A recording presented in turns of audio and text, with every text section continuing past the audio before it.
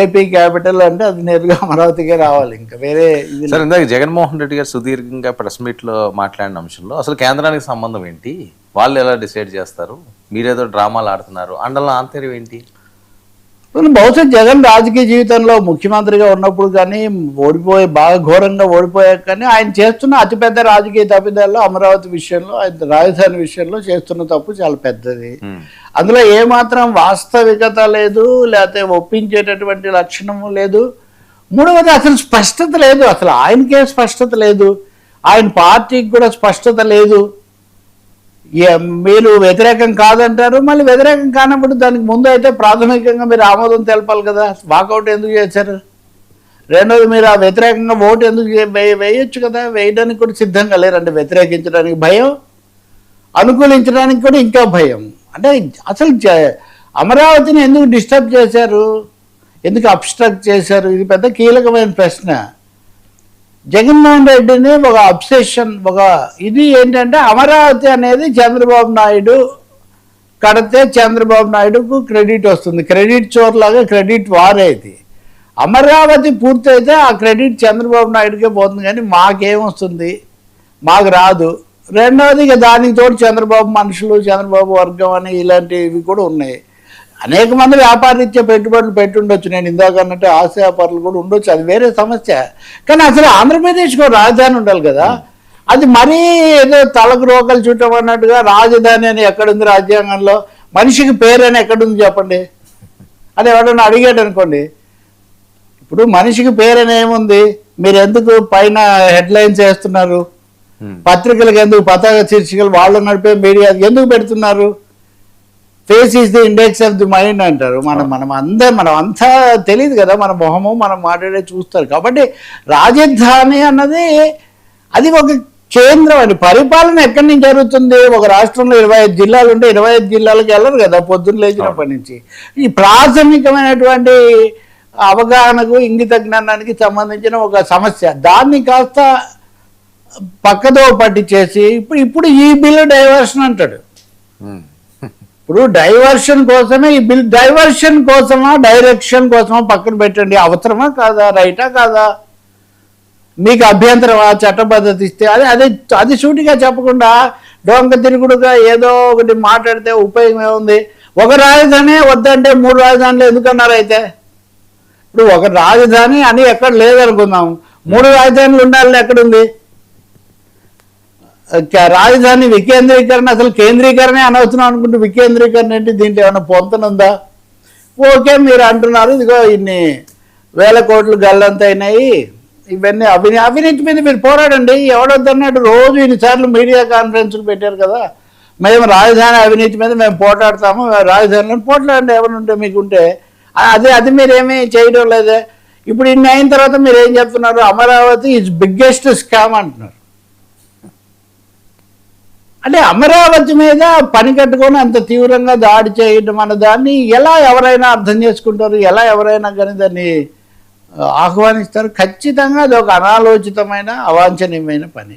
పోనీ మా దానికి మేము కట్టుబడి ఉన్నాము, ఆచరణాత్మకత లేదు చంద్రబాబు నాయుడుకు, అదే ఆయన చేసిన విమర్శ. లోకేష్ ఏమో స్వాగతిస్తూ చారిత్రాత్మకత, నేను మరీ హైప్ ఇవ్వడం కూడా నేనేమి ఇవ్వను. ఏదో రాజధాని ఒకటి కావాలి ముందే, అది ఇవ్వడానికి మీరు 12 ఏళ్ళు ఆలస్యం చేశారు.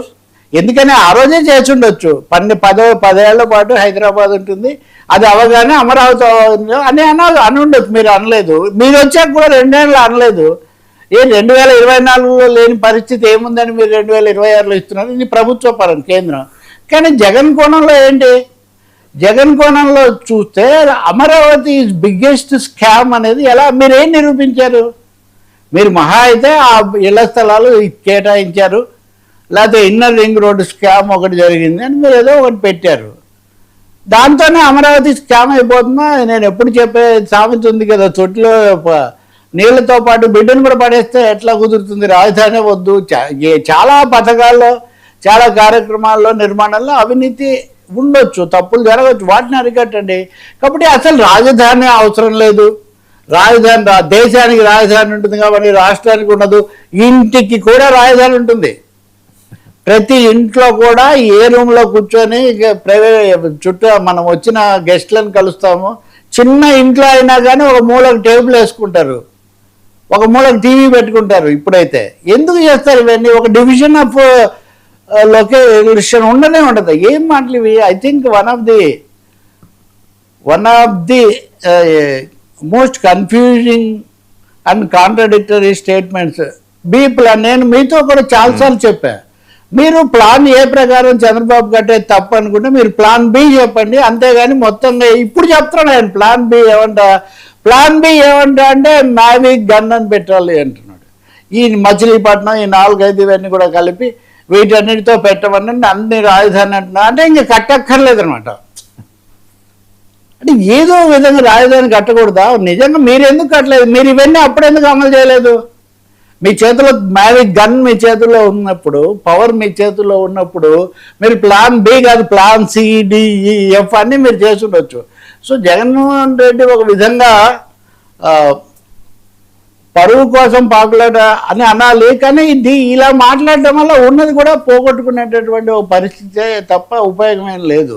ఇప్పుడు ఆ విశాఖపట్నంలో ఎవరు చేశారా? పోనీ మోరల్ ఏముంది? నైతికంగా బలంగా చెప్పుకోగలిగింది ఏముంది? రిషికొండ ప్యాలెస్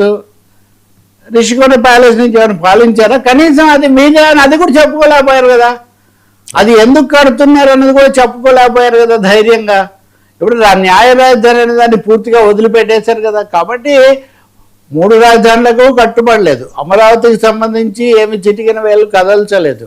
అక్కడ సాగిన ఉద్యమాలు వాటిని ఏమీ సహించలేదు. ఇవన్నీ అయిపోయి ప్రజలు తీర్పు ఇచ్చిన తర్వాత ఇప్పుడు కూడా అంటే సామెత చెప్తారు కదా, చేతులు కాలేకపోయి, ఇప్పుడు చేతులు కాలేక కూడా ఇంకా పెట్రోల్ పోసుకునే ఈ పరిస్థితి. ఇది ఎక్కడ రాజకీయమో, ఇది ఎవరు ఎందుకు చెప్తున్నారో తెలియనటువంటి ఒక పరిస్థితి. కాబట్టి మీ పద్ధతి ఏదంటే మీరు చెప్పండి.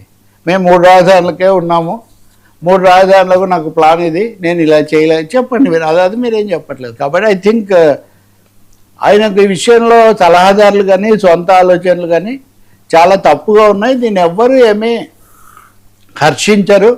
ప్రత్యర్థుల మీద చేసే లేదా ప్రభుత్వం మీద చేసే విమర్శలు మటుకే ప్రతిపక్షానికి ఏమీ మద్దతు ఏమీ ఇవ్వవు. కాంక్రీట్గా ఏమీ ప్రూవ్ చేయలేదు మీరు. ఇప్పుడు ఉదాహరణకు కాంట్రాక్ట్లను రద్దు చేశారు తమ ఉన్నప్పుడు, మీరేం ప్రూవ్ చేశారు? ఇప్పుడు మీరు ఈ కాంట్రాక్టర్లందరినీ పంపించేసేటప్పుడు ఇదిగో ఈ కంపెనీ ఇంత అవినీతి చేసింది అని మీరేం చెప్పలేదే. అందువల్ల జగన్మోహన్ రెడ్డి ఇంతకుముందు మాట్లాడిన దానికంటే ఈ రోజున ఇంత నిజం చెప్పాలంటే కాగల కార్యం గంధర్వులు తెచ్చినట్టు ఏదో అయిపోతుందిలే వాళ్ళు చేస్తున్నారు మామ అంటే సరిపోతుందంటే చాలా గౌరవంగా పరువుగా ఉండేది. దాని బదులు ఈ రోజే మీడియాని పిలిచి లెక్కలు చెప్పేసి ఇవన్నీ మీరు ఇంతకుముందు కూడా చెప్పారు కదా, ఎవరు వినలేదు. మీ మీద మీరు అవినీతి పరులని చంద్రబాబు చెప్తే వినలేదు, మిమ్మల్ని గెలిపించారు. చంద్రబాబు అవినీతి పరుడని మీరు కేసులు పెడితే జైల్లో పెడితే కూడా చంద్రబాబును గెలిపించారు.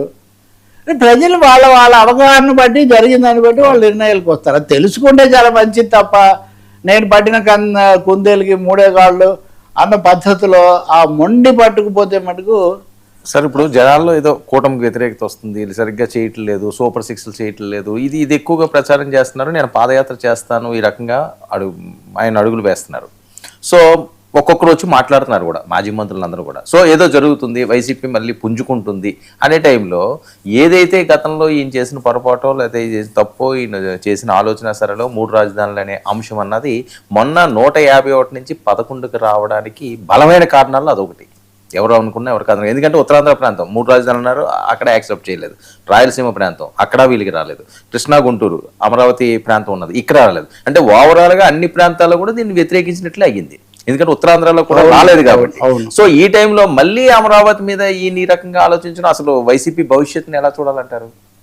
అనాలోచితం అనేది అనాలోచితం. ఈ అయోమయ వ్యవస్థ కూడా చాలా కాస్ట్లీ మిస్టేక్.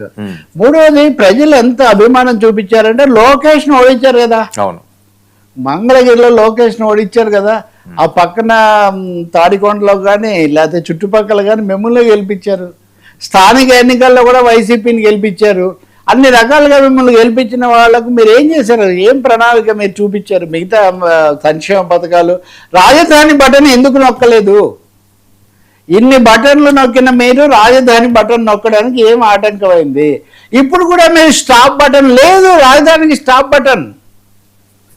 రాజధానికి స్టాప్ బటన్ ఎందుకు ఉంటుందండి? ఒక రాష్ట్రానికి రాజధాని కావాలనేది అది ప్రాథమికమైన ఒక అవసరం.